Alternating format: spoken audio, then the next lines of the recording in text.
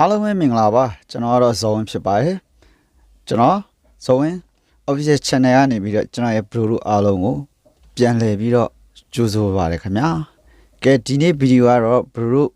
အားရတဲ့ရက်လေးမှာကျွန်တော်တို့မှတ်သားစရာစကားလေးပြောသားတဲ့ဟာရီယာဦးလေးကြီးစကလုံးတွေကိုကျွန်တော်နဲ့အတူနားထောင်ကြည့်အောင် let's go လူတွေကဘွားခီးနေဖြစ်နေတယ်မသိကြဘူး။တော့ဖြာနေပဲလေးကတ်စနေပဲထုတ်လို့နှစ်ရက်ကြာရင်တော့ပုတ်မှာ။တော့ဘယင်းပဲလုပ်လို့ဝန်ကြီးပဲလုပ်လို့တက်တန်းကုန်ရင်တော့ပြုတ်မှာ။နောက်တော့ဒါပဲစအကျွင့်ကြံပဲစဖင်ကထွက်ရင်တော့နမ်းမှာပဲ။ဒန်းလုံးလည်းပဲပလက်ဖောင်းမှာပဲအေးရေးမဝရင်တော့နေရောဒါလေးကိုပြန်နားထောင်ပါနော်ပြောသားတဲ့စကားကြီးနော်အရန်အနှစ်သာရရှိတယ်ပြန်နားထောင်မယ်နော်နောက်တော့ဒါပဲစအကျွင့်ကြံပဲစဖင်ကထွက်ရင်တော့နမ်းမှာပဲ။ဒန်းလုံးလည်းပဲပလက်ဖောင်းမှာပဲအေးရေးမဝရင်တော့မြက်ကွင်း6ပါပဲ။တခုရှိရင်တဝက်စီစားကြရှင်သာနေဆုံးခဏကိုချင်းစာတရားနဲ့ဖေးမှာလေးကြိုက်တယ်အဲ့ဒီအချက်ကိုကြိုက်တယ်နော်တခုရှိရင်တဝက်စီစားရှင်တန်သုံးခဏကိုချင်းစာတရားထားကြအဲ့စကလုံးကိုအယမ်းဝင်ကြိုက်တယ်ဒါအမှန်ကန်ကိုပြောသွားတာနော်ဒီဗီဒီယိုကကျွန်တော်ရဲ့ bro တို့ဒါဒီထဲမှာယူတဲ့ပညာတွေရတယ်အသိတရားတွေအများကြီးရတယ်ဒါကြောင့်မို့ကျွန်တော်ဒီဗီဒီယို reaction လုပ်ပေးခြင်းဖြစ်တယ်ကဲဆက်လက်ပြီးတော့ဘာတွေဆက်ပြောမလဲဆိုကြည့်အောင် let's go ၄ယောက်ရှိတော့၄ပိုင်းမျှဝေသူ့နေရာမှာငါနေကြည့်ငါနေရာမှာလည်းသူ့ထားကြည့်ဘဝအသိတွေရှိလာလိမ့်မယ်မင်းဘာကောင်လဲငါဘာကောင်လဲမာနတွေမိုးထီထောင်လဲအောက်ဆီဂျင်ကိုမရှူဆိုင်နိုင်တော့ရင်မင်းရောငါရောဘာကောင်မှမဟုတ်အဲ့ဒီအချက်ကိုကြိုက်ဆုံးမယ်နော်ဘာဖြစ်လို့လဲဆိုမင်းဘာကောင်လဲငါဘာကောင်လဲနော်နောက်ဆုံးအောက်ဆီဂျင်မရှူဆိုင်နိုင်တဲ့အချိန်မှာသိလိုက်မယ်ဆိုတော့ဒီစကားတွေကဘယ်လိုပြောအောင်လဲဒီစကားတွေကနော်ရင်ဘတ်ထဲကိုရောက်အောင်တစ်ခါလဲတွန်းပို့လိုက်တာနော်ဒီစကားတွေကမှတ်သားဖို့လဲကောင်းတယ်လို့လက်တွေ့လဲပြောသွားတဲ့စကားတွေဖြစ်တယ်အရန်နဲ့ကိုကြိုက်တယ်ကျွန်တော်ကတော့ဒီလိုမျိုးမှတ်ချက်ပေးတယ်အရန်ကွတ်တယ်လို့နော်ပြန်နှားထောင်မယ်နောက်တစ်ခါတော့ငါဘာကောင်လဲမာနတွေမိုးထီထောင်လဲအောက်ဆီဂျင်ကိုမရှူဆိုင်နိုင်တော့ရင်မင်းရောငါရောဘာကောင်မှမဟုတ်โอเคကွတ်တယ်နော်လုပ်ငန်းတော့ရေခဲကြောင်းတစ်ပြည့်ပဲလုပ်တာပါရေခဲကြောင်းရောင်းတဲ့ကဏ္ဍတော့တော်တော်ကြာသွားပြီဆိုတော့လင်္ကာ10နှစ်လောက်တော့ရှိသွားပြီဒါကတော့ညီလေးရှိုင်းစော်ပေါ့နော်ဒီစကိုင်းတိုင်းမှာငလင်းလှုပ်သွားတဲ့အချိန်တော့သူ့ရဲ့ဒီရေခဲချောင်းတွေကိုကားလမ်းမှာပေါ့နော်မချောင်းတော့ဘဲနဲ့မောပန်းလာတဲ့ဒီကားတွေကိုလှူပေးနေတာလေးရဲ့ view fan လေးကျွန်တော်ရဲ့ bro တို့အားလုံးတွေ့မိပြီဖြစ်မှာပါအဲ့ဒီရဲ့သူ့ရဲ့မွန်မြတ်တဲ့စိတ်ထားကြောင့်ပေါ့နော်သူ့ရဲ့ဘာအကျိုးတွေခံစားလာရလဲလူတယောက်ကနော်အနေဆုပ်ပင်မဲ့ရွှေထုတ်တဲ့မြပေါ်လာလို့ဆိုသလားကိုယ့်ရဲ့စိတ်ရင်ကအနေဆုပ်ပင်မဲ့နော်ကိုရတာအနေဆုပ်ပင်မဲ့ကိုယ့်ရဲ့စိတ်ရင်ကရွှေထုတ်လို့ဖြစ်မယ်ပေါ့နော်ရွှေထုတ်လိုမျိုးကျွန်တော်တို့ခံယူထားတယ်ဆိုလို့ရှိရင်ဒီဗီဒီယိုကနေပြီးကျွန်တော်ကြည့်အောင်ဒါညီလေးရဲ့ယူသားကျူးစားနော်စိတ်ထားဖြူစင်မြင့်တဲ့ညီလေးပဲဖြစ်တယ်အဲ့တော့ကျွန်တော်တို့ကြည့်အောင် let's go ဘာတွေပြောထားလဲဆိုတော့ရှိတော့အဲ့လောက်တော့ရှိတော့စကိုင်းမှာဒီစကိုင်းမှာတော့တုံးတယ်ပေါ့နော်ကျွန်တော်မန်လီဟိုဘက်မှာရောင်းမှုရလေအဲ့ဘက်ကညီလေးရှိုင်းစော်နော်မလေးမယ်ရီယာပဲပေါ့နော်အဲ့ဘက်လေးရောင်းမှုပါတယ်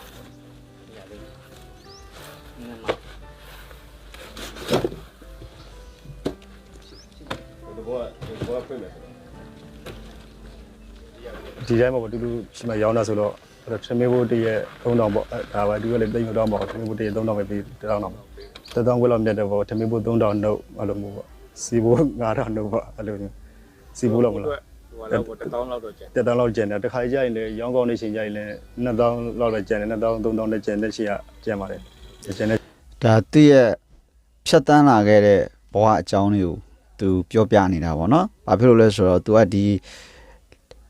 ဒီငလင်းလောက်တဲ့အချိန်မှာသူ့ရဲ့ရေခဲချောင်းလေးတွေကို तू မောပန်းနေတဲ့ခရီးတွေကိုလိုက်ဝေပြီးနေတဲ့ဗီဒီယိုဖိုင်လေးတက်လာတယ်ပေါ့နော်အဲ့ဒါလေးကြည့်ပြီးလူတွေရဲ့ဒီတရားပေါ့နော်တူမြစ်တာတူစေတနာဆိုလိုပဲသူ့ရင်ထဲကနေပြီးတကယ်စေတနာဖြူဖြူစင်စင်နဲ့ပေါ့နော် ဒါလေးရောက်မှဒါလေးစားရမှာဆိုတာကိုသိတယ်ဒါပေမဲ့သူ့မှာအပိုရှန်ဆိုတာလည်းမရှိပေမဲ့လည်းသူ့ရဲ့စိတ်ထဲကတကယ်လှူခြင်းတန်းကျင်တဲ့စိတ်ဖြစ်ပေါ်လာတဲ့အတွက်လှူလိုက်တဲ့အကျိုးရဲ့ result ကဘာတွေဖြစ်လာမလဲဆိုတာကျွန်တော်ရဲ့ video file ဟိုစောအောင်ကြည့်သွားရင်ကျွန်တော်ရဲ့ညီကောင်မောင်နှမတွေရောဘလူးတို့အားလုံးတငယ်ချင်းတွေအားလုံးသိလိုက်မယ်နော်ဒါကြောင့်မလို့ကျွန်တော် let's go ကြည့်အောင်ကျွန်တော်နဲ့အတူ ကျန်တဲ့ချင်းမကျန်ဘူးနော်အလုံးလုံး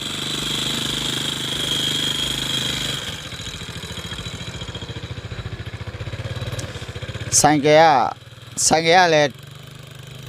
ပြောမှဆိုအကောင်းကြီးမဟုတ်ဘူးเนาะသူစီးတဲ့ဆိုင်ကလေးอ่ะ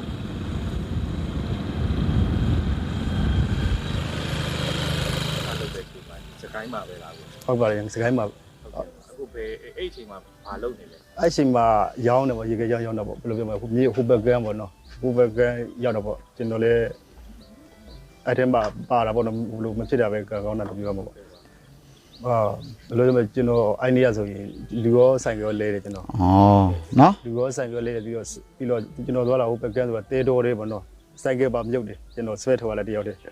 စိုက်ကရောပါကျွန်တော်ထူပေါ့ဒီလောက်ရောက်ပါပေါ့တဲတွေကအကုန်လုံးပြီးတော့မြေဖေးဆိုတာရေတွေကလည်းအကုန်လုံးပန်းထွက်တာပေါ့နော်မြစ်တွေကဘေးစီကြတာပေါ့နော်ဒီဘက်ဒီ ဒါသူခံစားနေရတဲ့เนาะအဲ့အချိန်မှာငလင်လှုပ်သွားတဲ့အချိန်မှာသူဖြစ်ခဲ့တဲ့เนาะသူတယောက်တည်းရုန်းကန်ရတဲ့အကြောင်းလေးကိုဒါမီဘီယာပေါ့နော်အန်စီမီဘီယာကနေရောအင်တာဗျူးနေရဟာကိုသူကပြန်လဲဖြေကြားပေးနေတာဖြစ်ပါတယ်ဒါကြောင့်မို့ကျွန်တော်ရဲ့ညီကောင်မတွေအားလုံးသိစေချင်တယ်ပေါ့နော်ဒီ line မှာတွေ့ပါတယ်ညီလေးကိုဝေဖန်နာတာတွေပေါ့နော်ဘယ်လိုပဲဖြစ်ဖြစ်ညီရဲ့စိတ်ဓာတ်ကိုကျွန်တော်အစပေါ့နော်လေးစားလို့ကျွန်တော်ဒီညီလေးရဲ့အကြောင်းတွေကိုဒီ YouTube မှာပေါ့နော် reaction ကျွန်တော်လုပ်ပြီးတော့ပြန်တင်တာဖြစ်တယ်ဒါညီလေးကိုဂုဏ်ပြုတဲ့အနေနဲ့ဒီ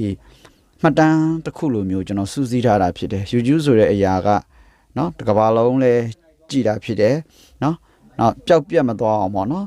ကျွန်တော်တို့ဒီ YouTube မှာအချိန်မီဝင်ကြည့်လို့ရတယ်ပေါ့နော်အဲ့ဒါကြောင့်ကျွန်တော်ဒီညီလေးကိုဒါလေးစားတဲ့အနေနဲ့ကျွန်တော်ဘက်ကပေါ့နော်တတ်နိုင်တဲ့ပုံစံလေးနဲ့ကျွန်တော်ဒါကွန်ပျူတာသဘောပါပဲညီလေးရဲ့ဘာတွေဆက်ပြောသွားမလဲသူ့ရဲ့ဘဝတွေ့ကြုံနေဘဝဖြစ်ပျက်ခဲ့တဲ့အကြောင်းအရာတွေကျွန်တော်နဲ့သူကြည့်လိုက်အောင် let's go ဒီဘက်ဒီကျွန်တော်ဘက်ကိုပြေးလာကြပေါ့ကြီးတွေကကျွန်တော်လည်းအသေးတန်ဆွဲထုတ်ရတာပေါ့တယောက်တည်းပေါ့နော်ကိုလုံးသူများလေးလည်းမလာနိုင်ဘူးလေအချိန်မှာကိုသူများလေးလည်းပြေးတာပေါ့နော်ကိုလုံးတယောက်တည်းဆိုတော့နေရာရောက်တော့စိတ်မဖေးတရားလို့ဘာဖြစ်တော့ဒီထားပြီးတော့ပြန်ဆွဲထုတ်တယ်မှာဘိန်းကိုတစ်ဖက် ပြောသွားရယ်နော်တကယ်ဒုက္ခဖြစ်နေတဲ့အချိန်မှာမှတ်သားတဲ့စကားတွေအများကြီးပါတယ်သူရဲ့နော်ဖះတရားလှုပ်ပါဆိုတဲ့စကားသူပြောသွားရယ်နော်ပြန်နှားထောင်ကြည့်မယ် သူများလေးလည်းမလာနိုင်ဘူးလေအချိန်မှာကိုသူများလေးလည်းပြေးတာပေါ့နော်ကိုလုံးတယောက်တည်းဆိုတော့နေရာရောက် သူမကဲနိုင်ငါမကဲနိုင်နော်အဲ့မှာ ထားပြီးတော့ပြန်ဆွဲ ဒါမှတ်သားဖို့ကောင်းရနော် ရှင်းဆွဲထုတ်ရတာပေါ့ရှင်းဘိန်း သူမကဲနိုင်ငါမကဲနိုင်တဲ့အချိန်မှာကိုသွားတယ်ပေါ့နော် သွားပြီးလို့ပဲထင်လိုက်တာမလို့ကိုစကူကိုလည်းသွားပါပြီသွားပြီးထင်နေတယ်ဒီနေ့ရတော့ရေတွေကလည်းကြောက်စရာကြီးပေါ့နော်အကုန်လုံးကဒီဘက်တွေကျွန်တော်အဲ့တော့ဖြစ်တော့အဝဘက်ကမ်းပဲတ냐အေးရတယ်ကျွန်တော်ဒီဘက်မလာနိုင်ဘူးဒီဘက်ကိုလေးစီကလေးလည်းမလာနိုင်ဘူးနော်အကုန်လုံးကတက်တိုင်တွေကလည်းလဲအကုန်လုံးပေါ့နော်ကျွန်တော်လမ်းတွေလည်းမောင်းပြရအောင်ပေါ့နော်ဆိုင်ကြီးတွေအဲ့လိုမျိုးအယူဝါလေးမတက်ရွာမှာပဲဖုန်းကြောင်းအိမ်မှာတဲရတာပေါ့ဖုန်းကြောင်းမှာဖုန်းလျှောက်ပြီးတော့အဲ့လိုမျိုးဝမ်းနေတာပေါ့ဒါလိုလိုမျိုးကနာတာပေါ့နော်ကလေးလေးဘယ်လိုပြောမလဲတကယ် ဒါသူ့ရဲ့ဘဝဖြတ်တန်းပုံလေးကိုရိုးတသားနဲ့ပြောပြသွားတာဖြစ်ပါတယ်နော်သူဘယ်လောက်အထိဒီရုန်းကန်ခဲ့ရတယ်ခက်ခဲပေါင်းကြည့်တော့ဒါလွယ်လေးပေါ့နော်လူရဲ့ဘဝတွေကအများကြီးကြမ်းတမ်းတဲ့နေရာရှိတယ်ပေါ့နော်အဲဒါကြောင့်ဒီညီလေးကိုတည့်ရဲ့စိတ်ရင်းကိုကျွန်တော်ကတော့အရန်လေးစားတယ်နော်အဲ့တော့ကျွန်တော်တို့ဒီညီလေးဘာလို့ပြောပေးဦးမလဲဆိုတာကိုကျွန်တော်ကြည့်အောင် let's go တကယ်တမ်းစဉ်းစားကြည့်ကိုပဲဖြစ်ရှင်လိုက်တယ်လို့ပဲတွေးမိလိုက်တယ်နော်ကလေးလေးပေါ့နော်အဲ့လိုမျိုးပေါ့နော်ခံစားပါနော် အရန်မောင်မြတ်ပါနော်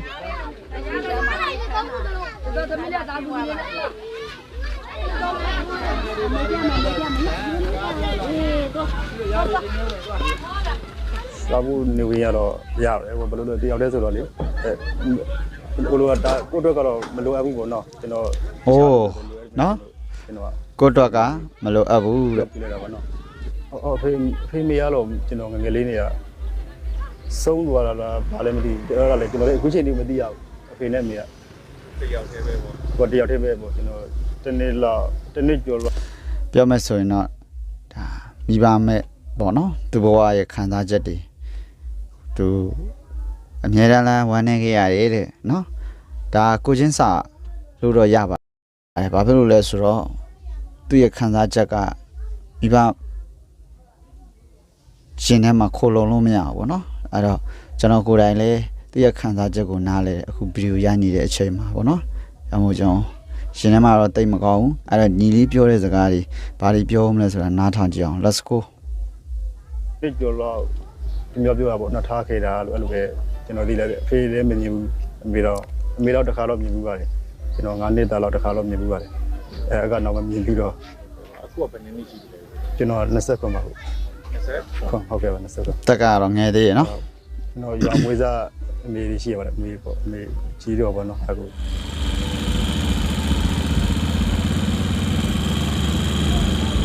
ဘာလို့ပြောမငိုရတာတွေများလာတော့လေအားငယ်ရတဲ့အားတွေတော့ဘေးရောက်ကုန်မှမသိတခါမြဲတယ်ပေါ့အားငယ်ရတာပေါ့ဟိုကဈေးရောက်တော့ပို့တော့သူတွေကပေါ့နော်ဟိုပါပေါ့ကလေးတွေပေါ့နော်ကလေးတွေကြည့်ပြီးတော့ကိုတော့အဲ့လိုပေါ့မမိုးတောင်းရင်တော့တောင်းစရာမရှိဘူးပေါ့နော်ဒီ ဒီထဲမှာကျွန်တော်တခုပြောမယ်နော်ယောက်ျားပန်းမှန်မှန်ငိုတယ်မျက်ရည်ကျတယ်ဆိုတာကတချို့တော့ပြောမှာပေါ့ဒါမှန်ကန်တော့သူ့ရဲ့ရှင်ထဲမှာသူ့ရဲ့နှလုံးသားထဲမှာပေါ့နော်အရန်နှလုံးသားနှုတ်နေတယ်လို့ဒီလိုငိုကြွေးခြင်းနော်ဆိုတာဖြစ်တာပေါ့နော်နှလုံးသားရှင်းကျက်တယ်မာကြောတယ်ဆိုရင်မျက်ရည်ကျစရာအကြောင်းမရှိဘူးပေါ့နော်ဘာဖြစ်လို့လဲဆိုတော့သူ့ရဲ့ရောဂရန်ရဲ့ရိုက်ခက်တဲ့ကျန်းတဲ့ခက်ခဲတဲ့ဒဏ်တွေကသူ့မှာဘယ်လောက်ခံစားရလဲဆိုတာကျွန်တော်တို့မမြင်နိုင်ပါဘူးဒါကြောင့်မို့လူတစ်ယောက်ကယူသားကြိုးစားဆိုတဲ့စိတ်ထားအမှန်တမ်းအရေးကြီးရယ်နော်အဲ့တော့ကျွန်တော်တို့ကြည့်အောင် let's go ဒီမှာပေးစရာလည်းမရှိဘူး။ဒုရှိတော့တော့မလားမသိဘူးနော်။ကလေးလေးကကြောင်းဝေတော့မှအဖေအမေပတ်စံပေးကျွန်တော်မှငငယ်လေးကအဲ့လိုမျိုးလေးမတောင်းခဲ့ဘူးပေါ့နော်။အဲ့ပေါ့ကလေးလေးတော့ဝမ်းနေတာပေါ့နော်။ဒါပေမဲ့ပြောပါတယ်ကိုလည်းအဲ့လိုမျိုးကလေးလေးကြည့်ပြီးတော့နေရ အဲ့တော့ကျွန်တော်တို့ဒီညီလေးပေါ့နော်အခုဖြစ်ပျက်သွားတဲ့ဟောဒီညီလေးပေါ့နော်ဒီညီလေးကနေပြီးတော့နောက်ထပ်ဒီလိုမွန်မြတ်တဲ့စိတ်ထားလေးတွေကြောင့်သူဘာတွေဆက်ရနိုင်သွားလဲပေါ့နော်ဘယ်လောက်ဒီအကျိုးတွေခံစားရလဲဆိုတာကျွန်တော်ကြည့်ရမယ်ညီလေးကိုဘယ်သူတွေကဘာတွေချီးမြှင့်ပေးလဲဆိုတာလေးဒီဗီဒီယိုဖိုင်နေကျွန်တော်တွေ့မြင်ရမှာဖြစ်ပါတယ် ရတယ်ဒီကြီးကိုလိုက်လာတာဟုတ်ကဲ့ဟောနော်ဟိုညီလေးရဲ့ဒီရိုးသားပြီးတော့အခုလိုမျိုးကိုကြီးတဲ့စိတ်လေးကိုဘိုးဘကကွန်ပျူတာပါကျွန်တော်ဒါကွန်ပျူတာပဲကိုညီလေးတို့ကစိုက်ခဲ့ဟိုကောင်းကိုတင်လာဖို့အစီအမံဒီကိုဟောင်းလာခဲ့တယ်ဟောညီလေးနော်ဒီစိုက်ခဲ့တဲ့ဒီကိုဒီပြတိုင်းဝင်နေတာဆိုတာလေပေါ့ဟာ ဒါကတော့မနန်းတင်မိုးသူရဲ့အမျိုးသားဖြစ်ပါတယ်ကိုစောမျိုးဦးဖြစ်ပါတယ်သူကိုယ်တိုင်ပေါ့နော်ဒီညီလေးကိုဆိုင်ကယ်ဒါလာပေးတာပေါ့နော်ဆိုင်ကယ်ပါကင်လာပေးတာဖြစ်ပါတယ်အဲ့တော့ကျွန်တော်တို့ကြည့်အောင်ဘာဒီပြောသလဲဆိုတာလေးကိုနော် ဒီပြတိုင်းဝင်နေတာဆိုတာလေပေါ့ဟာဟောအန်ကြီးကိုလာပြီးတော့ကွန်ပျူတာပါရှူရလို့တဲ့မှာတော့မှာအဲ့လိုစိတ်တက်ကိုလည်းဝင်ပြီးပါဒါဘယ်တော့မှဟိုမသိကောင်းယူသားတာကျူးသားတာဒီနောက်ကိုတက်တာအရင်ကောင်းတယ်ဆိုတာတွေချီချူတယ်နေလိုက်တဲ့ချိန်အားလို့ဟိုချောရှိလို့ကိုမှ just ကိုတရားရှိလို့90ကျူတာရှိတယ်ဒီရလည်းကိုကဒါနဲ့လုပ်နေတာဒါကြီးကိုဟုတ်လို့အဲ့စိတ်ကဘာနဲ့မှလဲနေရဟောနေတော့ဟိုကိုစောမျိုးဦးနော်ဒီညီလေးကိုညီလေးရှိုင်းစော်ကိုဆုံးမတဲ့စကားလေးကလည်းအမတန်မှတမိုးရှိပါတယ်နော်ကိုစောမျိုးဦးမနန်းတင်မိုးသူတို့ရဲ့စိတ်ထားကလည်းအမတန်မုံမြတ်ပါတယ်ဒီထဲမှာကလည်းလူနိုင်ပါစီလို့ ကျွန်တော်ဒီကနေပြီးတော့ဆူတောင်းပေးပါတယ်เนาะညီလေးကလည်းဒီလိုမျိုးပေါ့နော်ကိုယ့်ရဲ့ဒီစိတ်ထားမွန်မြတ်တဲ့အကြောင်းတရားတွေကိုအခုကြည့်ရှုတဲ့ညီလေးဗီဒီယိုကိုကြည့်ရှုတဲ့တွေ့မြင်ရတဲ့သူတိုင်းကချစ်ခင်သက်ဝင်ပြီးတော့ပေါ့နော်ညီလေးပေါ်မှာတရားတွေဖြစ်ပေါ်လာတယ်ဒါတူမေတ္တာတူစေတနာဆိုတဲ့စကားအမှန်ကန်ဖြစ်ပါတယ်ဒါယူသားကြိုးစားဖို့ပဲလိုပါတယ်ခင်ဗျာအဲ့တော့ကျွန်တော်ဗီဒီယိုလေးကိုအဆုံးထဲကြည့်ပြီးတော့အဆုံးသတ်လိုက်အောင် let's go ဘောရပါလားပဲဘောရပါလူမျိုးလေးကိုညောင်စီးတော့ပြီးတော့ညောင်ပြီးတော့ရတယ်ဒီလေညောင်မင်းတမင်လုံးပြောရတာဒီဘက်ကရှေ့ကျော်ကခေါင်းကဒီကောင်းနေနော် ဟုတ်တယ်နော် โอเคပါတို့တဲ့နေရာမှာတုံးပြပါဒီကားစုရလားဒ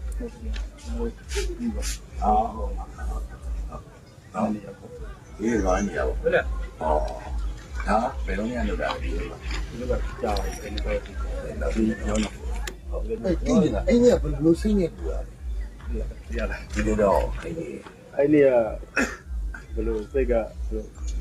တော့ကြည့်စိတ်သိမရှိပေါ့အဲ့လိုဘောလူကြီးစိတ်တဲ့ဖြစ်အဲ့ဘောဒီမှာဖြစ်နေတဲ့အားတွေလည်းဟုတ်တယ်နော်ကိုလုံးနိုင်တဲ့ဘက်ကလုပ်ပေးတဲ့တော့ဗောတန်ကြီးလေးဘက်ကနော်ဒါကောင်းတယ်တကယ်ကောင်းအခုခုနပြောလို့လေညောင်သေးတော့ပြီးတော့ညောင်မင်းတော့ရတယ်ဒီလေးကခိုတာနဲ့ရင်းတယ်ပြီးတော့လုပ်နေအရာအကုန်လုံးတော့သူရဲ့ရှိတယ်ပဲဒီကွာနော်အဲ့ဒီလေးပြလုံးဝေးတာဟုတ်ကဲ့ပါတက်လို့ရှိတယ်20ခုနဲ့ပေါ့နော်နော်ဒီလည်းကြီးတော့ဒီလူသားကျိုးသားအောင်မြင်မှာဟုတ်ကဲ့အောင်မြင်တယ်နော်ဒီလည်းအောင်မြင်လို့ရှိရင်ဒီကမကလူပဲတော့အမတမမုံမြတ်တယ်ဘာလို့မုံမြတ်လဲဆိုတော့ तू လှူတာကအဲ့နေရ तू ဒီလိုဖြစ်ပြက်နေတဲ့အချိန်မှာ तू စိတ်ထဲမှာလဲရောင်းကျင်တဲ့စိတ်တွေလည်းမရှိတော့ဘူးရောင်းကျင်လှုပ်ချင်ကန်ကျင်တဲ့စိတ်တွေမရှိဘူးဘာမှ तू ဘယ်လိုပြောမလဲကျွန်တော်ဝင်ကြည့်လို့ရတယ်နော်ဒီညီလေးရဲ့စိတ်ကိုမြင်အောင်ကြည့်လို့ရတယ် तू ပြောမယ်ဆိုရင် तू ထမ်းမကချမ်းသာတဲ့အရာတွေရှေ့မှာမြင်တွေ့ပျက်စီးတာတွေမြင်တွေ့လိုက်ရတော့သူ့ရှင်ထဲမှာဘာမှလိုချင်မှမောတဲ့စိတ်မရှိဘဲနဲ့ဟိုမယောင်းတော့ဘူးကွာဆိုတဲ့ပုံစံမျိုးနဲ့ तू ဖြေလို့မတက်လို့ပါเนาะသူ့စိတ်ထဲမှာအဲ့လိုမျိုးဖြစ်ကောင်းဖြစ်နေလိုက်မယ်အဲ့တော့ तू လုံနိုင်တဲ့အလုပ်ကို तू လုပ်ပြသွားတာအရန်ဒါလက်တွေ့အကျိုးတူခံစားရတာပါเนาะ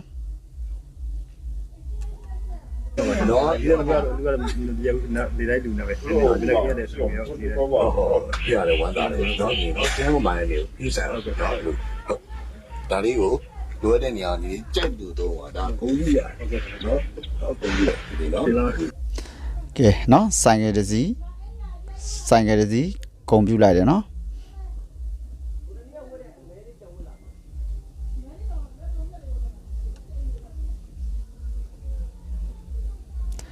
ဆိုင်ကယ်တစ်စီးဂုံပြူလိုက်တယ်เนาะဆိုင်ကယ်တစ်စီးရဲ့တန်ဖိုးဆိုတာလဲခုခေတ်မှာနေတဲ့တန်ကြီးမဟုတ်ပါဘူးเนาะအဲ့တော့ဆိုင်ကယ်ပါကင်ရဖို့ဆိုတာနေတဲ့စေတနာနဲ့လဲလှူနိုင်ဖို့ဆိုတာမလွယ်ပါဘူးအဲ့တော့နှစ်ဦးနှစ်ဖက်လုံးပေါ့เนาะဒီညီလေးကိုလည်းလေးစားသလိုအခုညီလေးကိုလက်လှူပေးသွားတဲ့ကိုစောမျိုးဦးမနန်းတင်မိုးသူတို့ကိုလည်းဒီကနေပြီးတော့ကျွန်တော်အရန်လေးစားပါတယ်အဲ့တော့ဒီထက်မှကလည်းစီးပွားလှလှပါတွေတို့ပါသည်เนาะဒီညီလေးလဲစိတ်ချမ်းသာကိုကျမ်းမာပြီးတော့เนาะပရိုက်တာလုပ်ငန်းတွေများရေရှည်တည်တံ့ခိုင်မြဲအောင်လုပ်နိုင်ပါစေလို့ကျွန်တော်ဒီကနေပြီးတော့ဆုမွန်ကောင်းတောင်းပါတယ်ပြီးတော့ဒီဗီဒီယိုကြည့်ရှုတဲ့ညီကောင်မတွေအားလုံးကလည်းဒီ result တစ်ခုတော့ရသွားမယ်လို့ထင်တယ်ဘာဖြစ်လို့လဲဆိုတော့ဘောနော်ကျွန်တော်တို့မိမိစိတ်ကရိုးသားဖြူစင်နဲ့နှလုံးသားအလားပန်ဆင်နိုင်ဖို့ပဲလိုပါတယ်နော်အားလုံးပဲဒီဗီဒီယိုလေးကတော့ဒီလောက်ပါပဲရှေ့ကိုလည်းကျွန်တော်ဇော်ဝင်း channel ကနေပြီးတော့ဒီလို